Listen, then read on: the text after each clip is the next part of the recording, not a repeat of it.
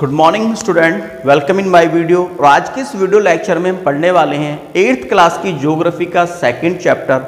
और चैप्टर का जो नाम है वो है आपका natural resources, land, soil, water, natural vegetation and wild life. तो इस चैप्टर के बारे में आज इस वीडियो लेक्चर में हम जानने वाले हैं।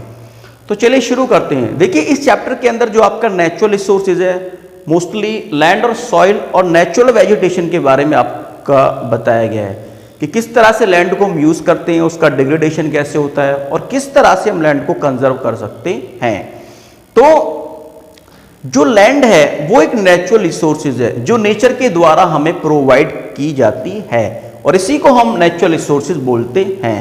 लैंड हमारी लाइफ का एक इंपॉर्टेंट पार्ट है। विदाउट लैंड हम सरवाइव नहीं कर सकते हैं। लैंड जो है वो हमारी लाइफ को सरवाइव करने के लिए, हमारी इकोनॉमिक कंडीशन को बेटर करने के लिए, हमारी एम्प्लॉयमेंट के लिए और हमारे अदर टाइप ऑफ जितनी भी अदर एक्टिविटीज हैं उनके लिए बहुत ज़्यादा इंपॉर्टेंट होती है। अब लैंड रिसोर्सेज में land covers about 30% of the total area of the earth surface. जो अर्थ है, अर्थ सरफेस का जो 30% जो पार्ट है वो उस पर ही आपकी लैंड पाई जाती है। बाकी आपका जो 70% है उसमें क्या है, वाटर है। तो डेफिनेटली जो 30% जो लैंड है अर्थ के ऊपर, उसी पर हमें सरवाइव करना पड़ता है। और 30% लैंड पर ही जो पूरे वर्ल्ड की 90% पॉपुलेशन हैबिटेट करती है। अब लैंड के ऊपर जो हैबिटेट है, मतलब जो जहां पर पॉपुलेशन का डिस्ट्रीब्यूशन है वो सभी जगह समान नहीं है, सभी जगह वो इक्वल नहीं है। लैंड के ऊपर जो पॉपुलेशन का जो डिस्ट्रीब्यूशन है वो क्या है, अलग अलग है। अब जैसे कि आपका डेजर्ट एरिया में बहुत लेस पॉपुलेशन पाई जाती है, आपका माउंटेन हिल्स में बहुत लेस पॉपुलेशन पाई जाती है, और आपकी जो रिवर वैलीज हैं, ठीक है, और आपका जो नॉर्दर्न प्लेन है या प्लेन एरियाज है उसमें आपकी हाई पॉपुलेशन रहती है, हैबिटेट करती है। तो डेट इज क्लियर, ठीक है। तो लैंड लाइफ को सरवाइव करने के लिए और अदर टाइप ऑफ एक्टिविटीज के लिए बहुत ही ज्यादा इंपॉर्टेंट हमारे लिए होती है। अब लैंड का जो यूज है वो हम किस तरह से करते हैं, ठीक है। जो हमें 30% लैंड गॉड के द्वारा दी गई है उसका हम यूज किस किस पर्पस के लिए करते हैं। तो लैंड का यूज वर्ल्ड में या इंडिया के अंदर डिफरेंट टाइप ऑफ पर्पस से किया जाता है। जो फर्टाइल लैंड होती है, सबसे पहले जो फर्टाइल लैंड होती है जिसकी फर्टिलिटी बहुत ज्यादा अच्छी होती है, गुड होती है, उसको हम एग्रीकल्चर के पर्पस से यूज करते हैं। उसके बाद जो बैरन लैंड होती है, जो फर्टाइल नहीं होती है, उस पर हम अदर टाइप का कंस्ट्रक्शन करते हैं, बिल्डिंग बना सकते हैं या कोई फैक्ट्री सेटअप कर सकते हैं और ऑफिस सेटअप कर सकते हैं, कोई स्कूल सेटअप कर सकते हैं। तो इन सारे पर्पस से, इन सारे एम को लेकर ही हम वर्ल्ड के अंदर या इंडिया के अंदर जो आपका ह्यूमन बींग्स है वो आपकी लैंड का यूज करता है। अंडरस्टैंड। तो लैंड का जो यूज है वो फर्स्टली एग्रीकल्चर के लिए किया जाता है, क्योंकि एग्रीकल्चर एक मेन एक्टिविटीज है जो लैंड के ऊपर की जाती है।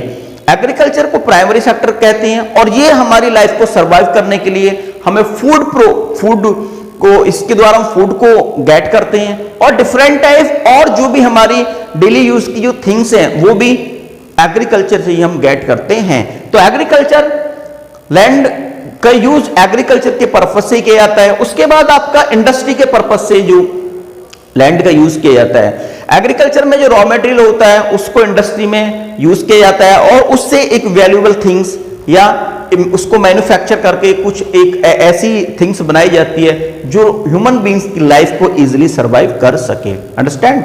उसके बाद आपका आता है बिल्डिंग हाउसेस के लिए। जो आपका लैंड का यूज है वो बिल्डिंग बनाने के लिए, उस पर हाउस बनाने के लिए। क्यों? क्योंकि ह्यूमन बींग्स कहां पे रहेगा, हाउस में रहेगा, बिल्डिंग में रहेगा। वो अपने आप को ज्यादा हाई स्टॉर्म से, रेनफॉल से, हेल से, स्नो से प्रोटेक्ट करेगा, तो उसके लिए उसको बिल्डिंग चाहिए, हाउस चाहिए। तो इस पर्पस से हम लैंड का यूज करते हैं। उसके बाद आपका एयरपोर्ट्स बनाते, एयरपोर्ट्स का यूज भी लैंड के ऊपर किया जाता है। लैंड को एयरपोर्ट्स बनाने में लैंड का यूज किया जाता है। आपका शॉपिंग मॉल्स जितने भी होते हैं, जो मार्केट होती है वो लैंड के ऊपर बनी होती है, उस पर्पज से लैंड का यूज किया जाता है। माइनिंग के पर्पज से भी लैंड का यूज किया जाता है। जो आपके वैल्यूबल जो मेटल्स होते हैं उनको माइनिंग के थ्रू ही उनको बाहर निकाला जाता है, तो माइनिंग के पर्पज से भी लैंड का यूज हम करते हैं। फॉरेस्ट्री का मतलब होता है कि जो आपकी फॉरेस्ट्री है, पेड़ पौधों का रख रखाव, उनकी देखभाल करना, उनकी केयर करना, तो ये सारी जो एक्टिविटीज होती हैं वो आपकी फॉरेस्ट्री में आती हैं, और फॉरेस्ट्री के पर्पज से भी हम लैंड का यूज करते हैं। अंडरस्टैंड। उसके बाद आपका कंस्ट्रक्शन ऑफ रोडों का कंस्ट्रक्शन होता है, क्योंकि ट्रांसपोर्ट को चलाने के लिए रोड चाहिए। एग्रीकल्चर में जो रॉ मटेरियल उसको मार्केट तक पहुंचाने के लिए क्या चाहिए? रोड चाहिए। आप स्कूल जाते हैं तो उसके लिए क्या चाहिए? रोड चाहिए। तो इन सब पर्पस, इन सब उद्देश्यों को कंप्लीट करने के लिए हम लैंड का यूज कंस्ट्रक्शन ऑफ रोड को बनाने में भी करते हैं। उसके बाद आता है रेलवेज ऑफिस, जो आपके रेलवेज होती हैं, आपका ट्रांसपोर्ट में आता है रेलवेज। जब आप लॉन्ग डिस्टेंस को जाते हो तो आप रेल, अंडरस्टैंड।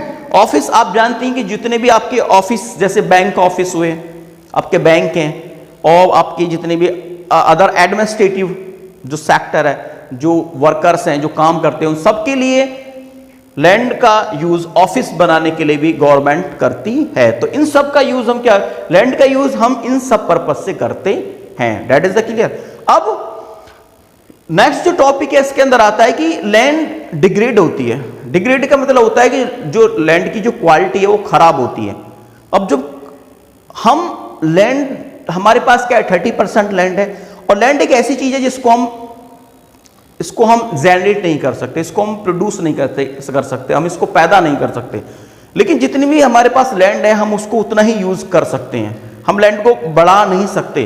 तो इसलिए जितनी भी लैंड हमारे पास है हम उसको उतना ही यूज कर सकते हैं। तो जो नेचर के द्वारा प्रोवाइड की गई लैंड है वो हमारी लाइफ को सरवाइव करने के लिए की गई है। लेकिन अब ह्यूमन बींग्स क्या है, वो ज्यादा लालची है। उसने अपना लालच इतना बढ़ाया कि जिसकी वजह से हमारी जो लैंड है वो डिग्रेड होने शुरू हो गई। डिग्रेड का मतलब होता है कि लैंड की जो क्वालिटी है वो खराब हो जाती है।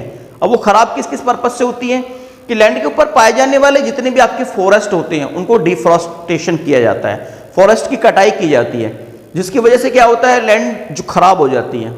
क्यों? क्योंकि फॉरेस्ट जो हैं वो लैंड को होल्ड करे रहते हैं। उनकी जो रूट्स होती हैं वो जड़ को, जो उनकी जो जड़ें होती हैं वो लैंड को होल्ड करते हैं। तो जब हम ज़्यादा डिफॉरेस्टेशन करते हैं लैंड के ऊपर तो लैंड डिग्रेड हो जाती है, लैंड की क्वालिटी खराब हो जाती है, वहाँ की जो लैंड है वो ढीली हो जाती है, लूज हो जाती है। और जब तेज वाटर आता है, तेज एयर चलती है, तो वो सारी लैंड क्या हो जाती है, आपके डिग्रेड हो जाती है। तो लैंड डिग्रेडेशन भी वर्ल्ड के अंदर एक इंपॉर्टेंट प्रॉब्लम है, जिसकी वजह से लैंड की जो क्वालिटी है वो खराब हुई है। आपका ओवर ग्रेजिंग आता है। फिर ओवर ग्रेजिंग में क्या आता है, जैसे आपकी ज्यादा ऐसे एरिया, माउंटेन एरियाज में जहां पर ग्रेजिंग कराई जाती है, तो जितने भी एनिमल्स हैं वो लैंड को डिग्रेड करते हैं। उनके जो हुप्स होते हैं, उनके जो पैर होते हैं, वो लैंड की जो क्वालिटी है उसको क्या करते हैं, खराब कर देते हैं। तो इससे लैंड डिग्रेड हो जाती है। अंडरस्टैंड। इसके बाद आपका इंडस्ट्री है। इंडस्ट्री भी लैंड को डिग्रेड करने में एक इंपॉर्टेंट रोल प्ले कर रही है। क्या कि इंडस्ट्री से निकलने वाला जितना भी आपका डेब्री है, कूड़ा कचरा है, वो क्या होता है, वो किसी एक पर्टिकुलर प्लेस पे वो डालते रहते हैं। उसमें बहुत ज़्यादा हानिकारक जो हार्मफुल केमिकल भी होता है, टॉक्सिन भी होते हैं, और वो हमारी लैंड की जो क्वालिटी है उसको क्या करता है, खराब करता है। तो इससे इंडिया में या वर्ल्ड में ये बहुत सारे ये रीजन है जिनकी वजह से जो हमारी लैंड का डिग्रेडेशन हो रहा है। अब लैंड को कंजर्व कैसे किया जाता है, ये तो बात मैंने बताई कि लैंड का डिग्रेडेशन होता है जिसकी वजह से लैंड की क्वालिटी खराब हो जाती है। आपके आसपास भी कोई ऐसा एरिया होगा जहां पर बहुत सारा गार्बेज पड़ा होगा और वहां की लैंड बहुत ज्यादा क्या हो जाती है, डिग्रेड हो जाती है, बेकार हो जाती है। ठीक है।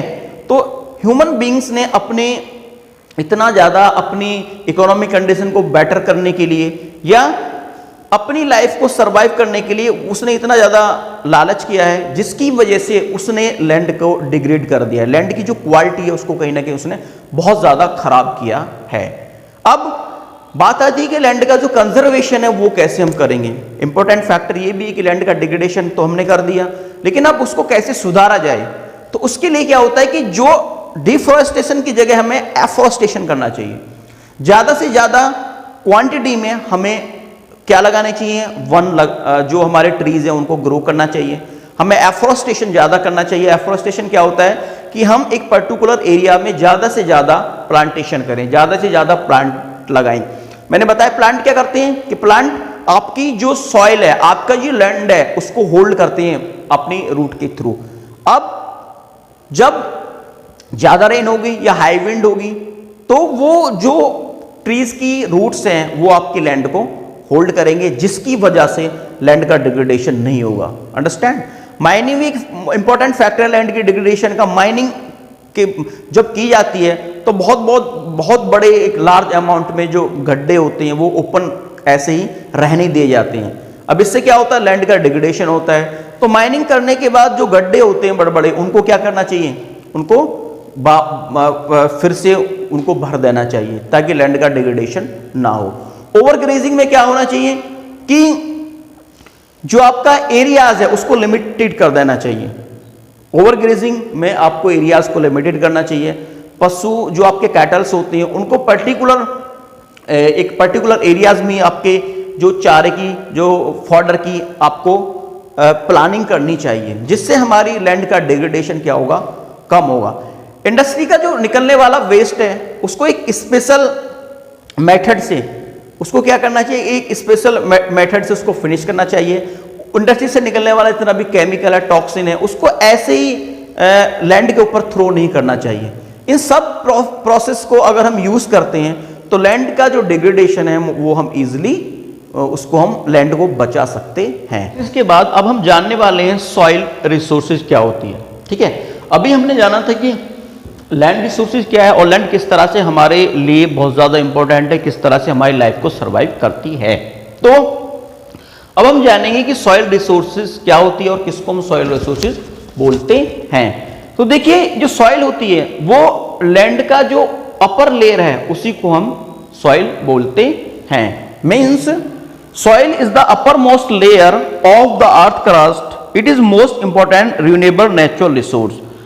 सॉइल लैंड के ऊपर की जो सरफेस होती है उसी को हम सॉइल बोलते हैं और ये एक बहुत ही इंपॉर्टेंट रिन्यूएबल रिसोर्स होती है।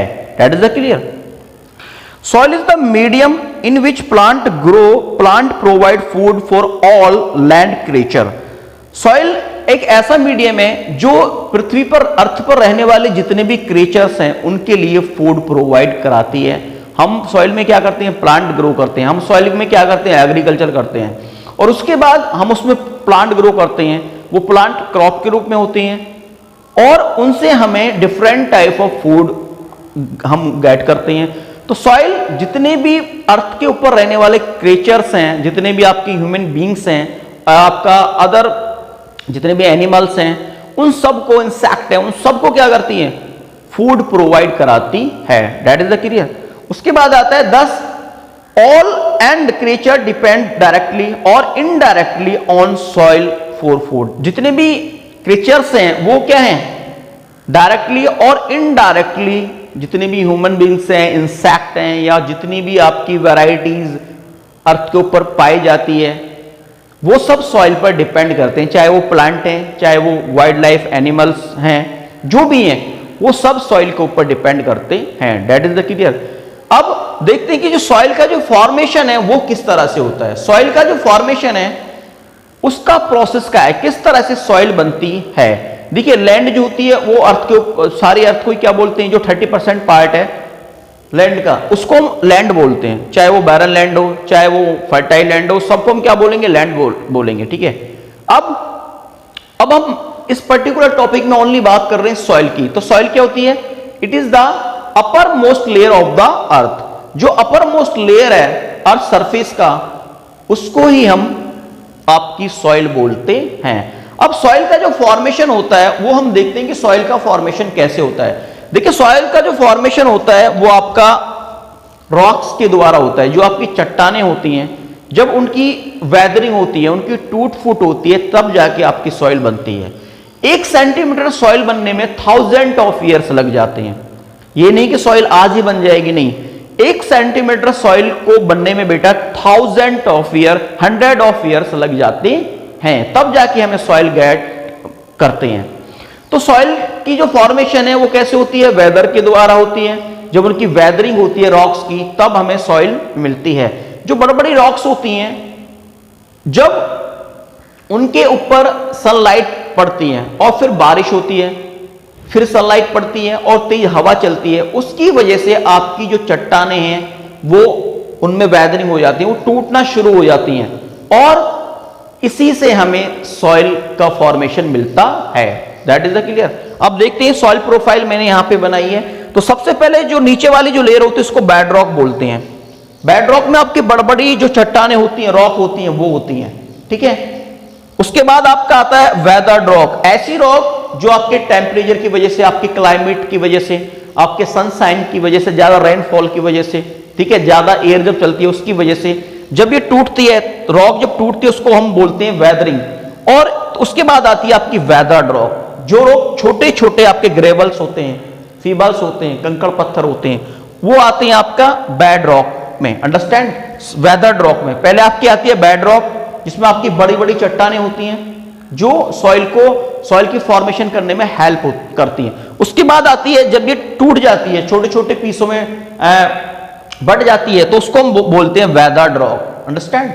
उसके बाद आती है आपकी सबसॉइल। सबसॉइल का मतलब होता है जब इसका बिल्कुल पाउडर बन जाता है एक तरह का, तो ये आती है, ये लेयर है सॉइल की। पहली लेयर क्या होती है? Bed rock. नीचे से अगर बात करें तो बेड रॉक, उसके बाद वेदर्ड रॉक जो छोटे छोटे फॉर्मेट में बसती है, उसके बाद आपका आता है सबसॉइल जो एक तरह का पाउडर होता है, और उसके बाद आता है टॉप सॉइल, और फिर लास्ट में आता है ह्यूमस।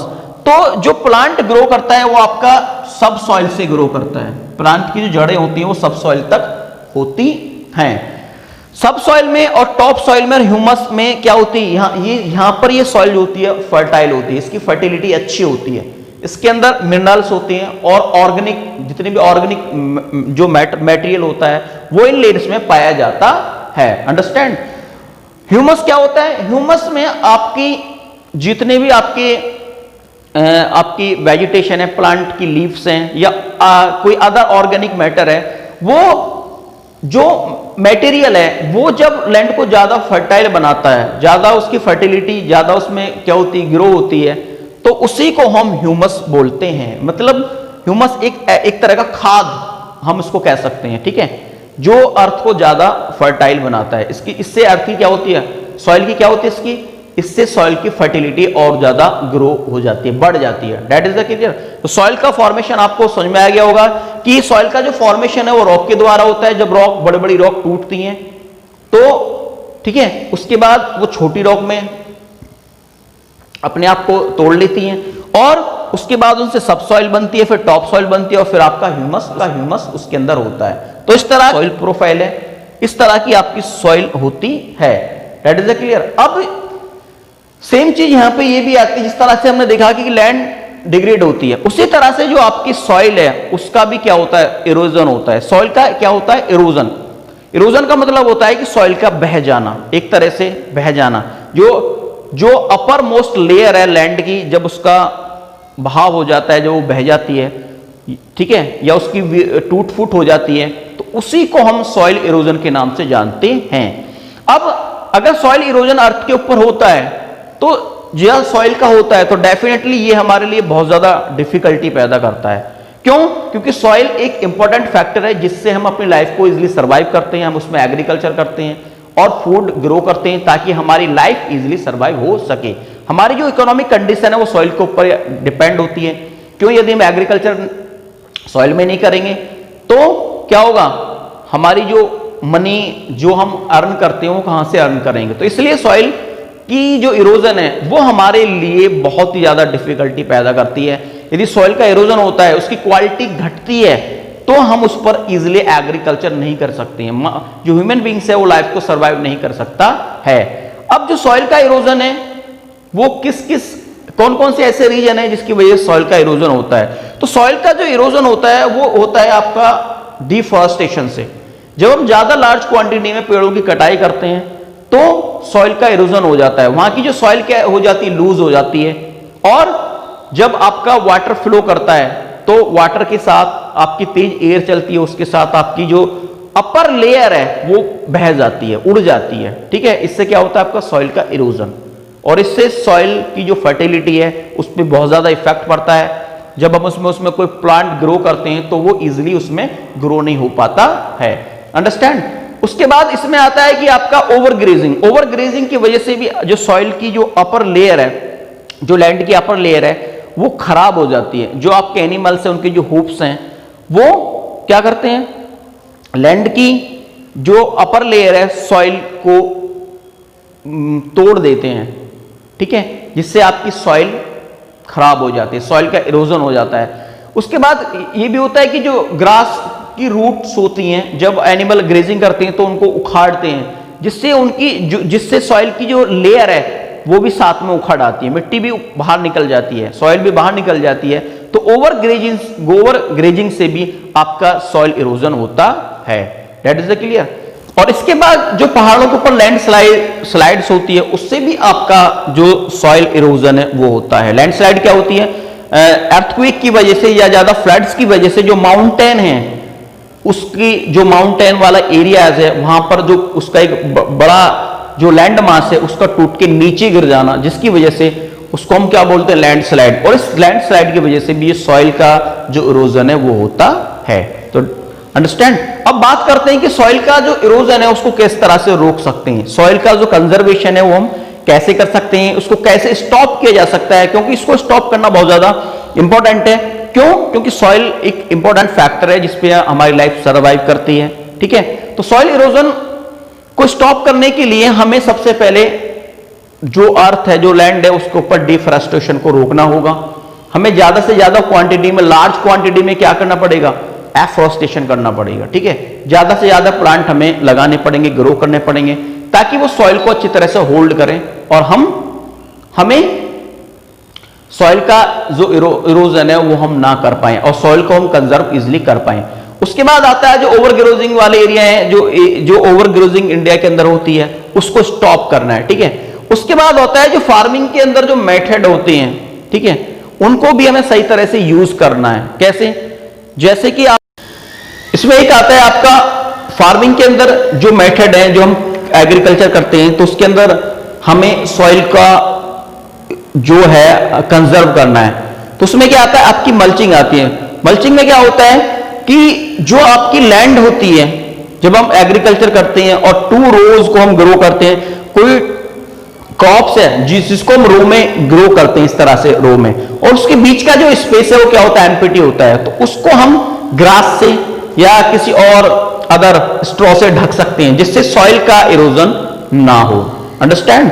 जो विंड चले या कोई वाटर का ज्यादा फ्लो हो, तो उसकी वजह से सॉइल की जो शीट है वो ज्यादा उसका बहाव ना हो, उसका कटाव ना हो। तो इस तरह से मल्चिंग के थ्रू हम सॉइल का जो इरोजन वो रोक सकते हैं। इसके बाद आपका आता है इसके अंदर जो काउंटर बैरियर। काउंटर बैरियर का मतलब होता है कि जो फील्ड के अंदर हम स्टोन, ग्रास, सॉइल को यूज कर एक बैरियर बना सकते हैं। जो फील्ड होता है आपका, उसमें जो वाटर का फ्लो ज्यादा तेजी से होता है, तो उसमें हम इनका एक बैरियर बना सकते हैं। उस बैरियर की वजह से वाटर का फ्लो बहुत कम होगा, जिसकी वजह से हम सॉइल का इरोजन रोक सकते हैं।